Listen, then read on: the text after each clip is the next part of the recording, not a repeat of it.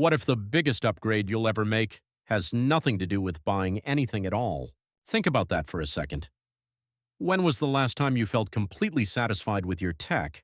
No желание обновиться, no urge to check reviews, no curiosity about what's next. For most people, that moment doesn't last long, and that's not an accident. Let me show you why. A guy named Bob once stood in line early in the morning, ready to spend over $1,000 on a brand new phone. Not because his old one failed, not because it couldn't keep up. It still worked perfectly. It did everything he needed: calls, messages, photos, apps. Nothing was missing. But something changed. Not the phone, the feeling. The night before, Bob watched a polished product presentation. Clean visuals, confident voice, words like faster, smarter, next generation. And just like that, his perfectly fine phone started to feel old. Not broken, not useless, just not enough anymore. That moment right there, that's where the real product lives. Not in the device, in your perception. By the weekend, Bob had the new phone. He spent hours setting it up, transferring data, exploring features. And then something interesting happened. By Monday, it felt normal. Same apps, same experience. The excitement lasted a few days, the payments lasted years. And in about 18 months, he'll probably feel that itch again. Now zoom out. This isn't just Bob. This is a pattern repeated by millions of people around the world. So the question is, why? Why do perfectly working devices start feeling inadequate the moment something new appears? The answer is simple and uncomfortable.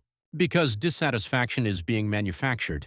Modern tech companies don't just compete on innovation, they compete on attention, perception, and timing.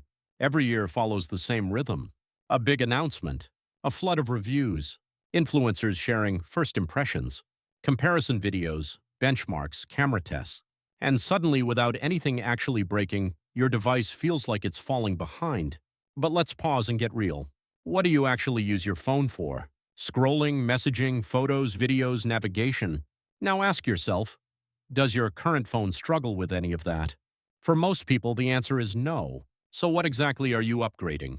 Not your capabilities, your perception.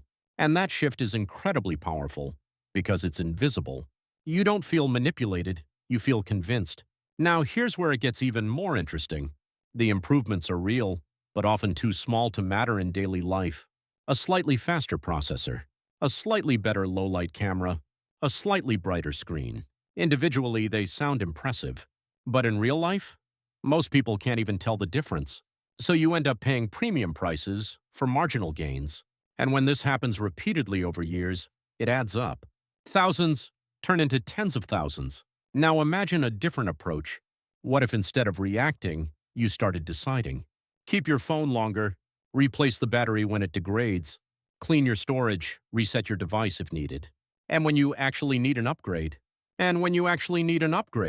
go for a flagship from 1 or 2 generations ago. Same core experience, much lower price.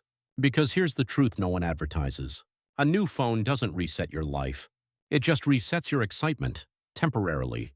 And once that fades, you're back where you started. But there's one upgrade that actually lasts.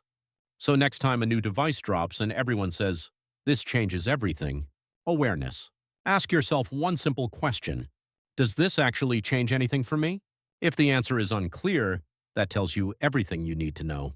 You're not behind. You're being made to feel behind. And once you see that clearly, you stop chasing. Break the cycle. Keep what works. Spend with intention. And if this changed how you think about upgrades, subscribe. More clarity like this is coming.